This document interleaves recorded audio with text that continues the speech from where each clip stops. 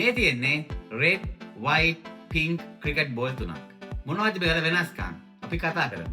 ඉස්සෙල්ලාම ගත්තොත් red ball එක මේක සියවස් ගාණක් තිස්සේ යූස් වෙන බෝලයක්.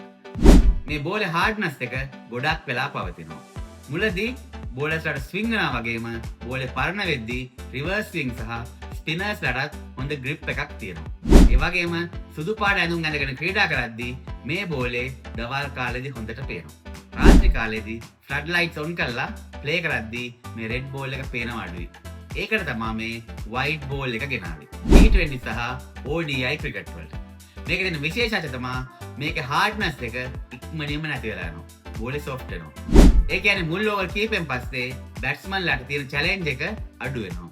ඒ නිසා තමයි විශාල ලකුණු ගණන් ODI සහ T20 වලදී රැස් කරන්න පුළුවන්. Day night test match පටන් ගත්තට පස්සේ මේ red ball එකයි white ball එකයි දෙකම සූට් වෙන්නේ නැහැ. ඒකට තමයි pink ball එක introduce කරේ.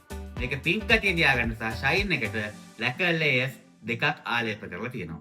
ඒ නිසා මේ බෝලේ ගොඩක් වෙලා move වෙනවා.